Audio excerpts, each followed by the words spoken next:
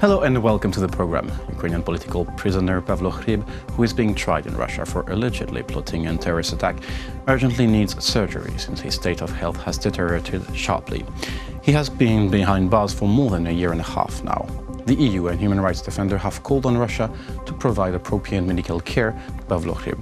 To talk more about the efforts to rescue the prisoner of Kremlin, we welcome in our studio today Eugenia Andriyuk, human rights activist. Hello and thank you for joining us. Thank you. So the latest news concerning Pavlo Hryb are not good, and American diplomats expressed their concerns also. The Ukrainian consul has been denied an opportunity to pay a visit to him. Why the Russian authorities deny to provide him any medical care? It's actually a good question because basically nowadays his life is under threat, so it's not simply the situation that he needs medical care or that generally has some diseases, but simply his life is under threat. And moreover, the doctor who is here in Ukraine, and doctor who used to be his doctor here in Ukraine, said that without surgery, as you've already mentioned, his life could be endangered. And moreover, according even to the Russian Criminal Procedure Court, with those diseases that Pavlo has already, he should be put under home arrest, but he could not be simply by the health care. He cannot be kept in the detention center. So I mean, in this case, as with the cases of other political prisoners who has very bad health of state, Russia even breaking its own legislation. And here, like for myself, I cannot give any rational explanation why Russia is doing that. In the court, for sure, what the Russian prosecutors, is saying that because Pavlo is foreigner, so that's why if he is not in detention center, he would escape the territory of the Russian Federation. So this is always the official reason why he is kept in detention center. But indeed, the question why he is not provided the medical care, I think it's essential, and the problem that basically Russia is refusing to do that, despite all the efforts of Ukraine, but also of the international partners. Because they know since the beginning and since his kidnapping, because it's not really an arrest, like what happened in Belarus and all, it's more of a kidnapping. They know since the beginning he has this condition, and then we can see on the images it's deteriorating. Indeed, and I think what is the most important in this case, except his health state, is generally the criminal case going on, because it's absolutely groundless. And also Pavlo these days already made a statement that he was tortured in order to get testimonies from him when he was kidnapped. And it's very interesting, in his statement nowadays he says that he was tortured not in the territory of Russia, but in the territory of Belarus, that he was detained there, and that he was tortured still in the Homel, in the Belarusian city. And it's also very interesting here the liability and responsibility of the Belarusian authorities who probably allowed all this taking place. And he now made the statement on the torture, and that the testimonies which he gave at the very beginning, that it was provided with the torture, and the same case with the main witness, which in the same way said that she gave her testimonies under torture. So I mean, the whole case, except that, is absolutely groundless, and it's generally, like, I could not make a sense of that case.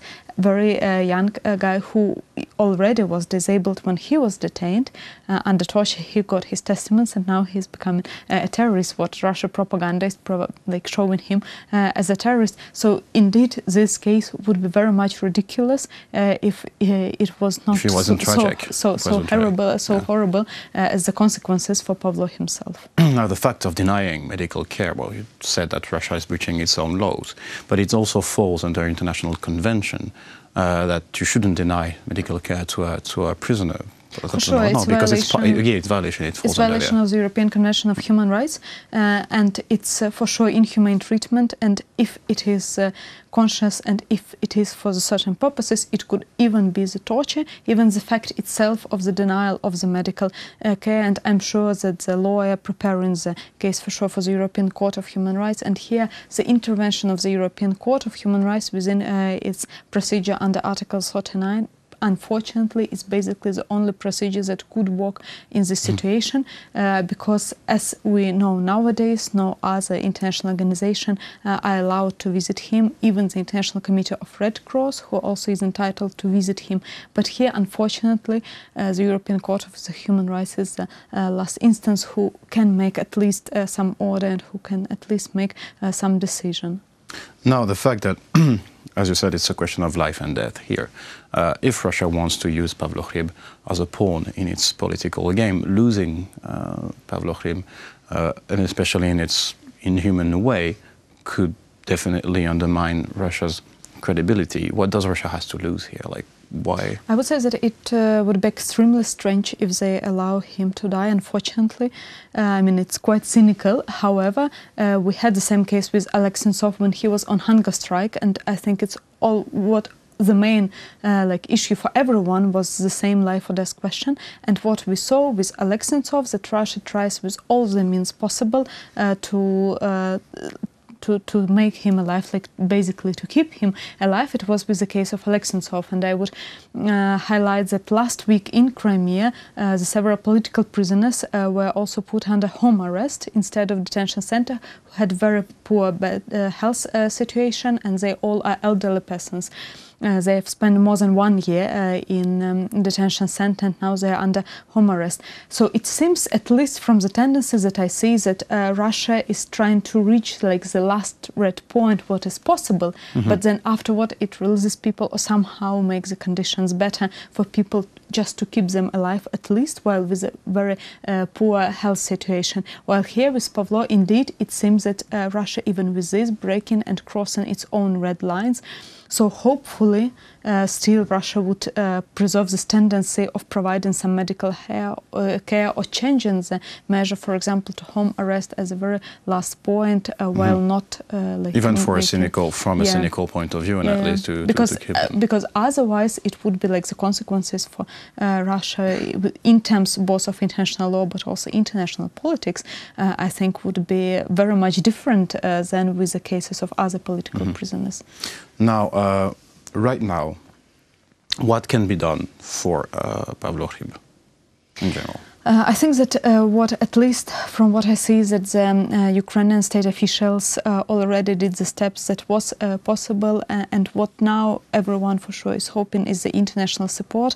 But here also, all the time when I'm asked the question what can be done, I always ask all the people, like general people in all countries, simply support the family and support Pavlo. For those who can write letters directly to him, to detention center, because as he is kept in the territory of Russia, letters could reach him, and I'm sure that for him it's a huge support to receive any letter.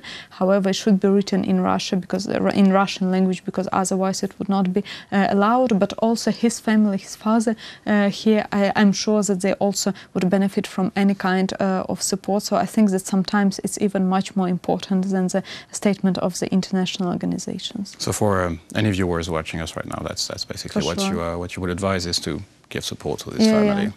But not only for Pavlo Hryb, but other, basically. Also for sure, because we have more than 70 political prisoners. Some of them are kept in the territory of the Russian Federation, others in the territory of Crimea. But all of them and all their families need support, and the health of many of them are in very bad situation. Well, thank you for joining us for this overview. It was a pleasure to have you in the studio. That was Eugenia Andriyuk, human rights activist. Thank you for watching Head to Head. Stay tuned for the rest.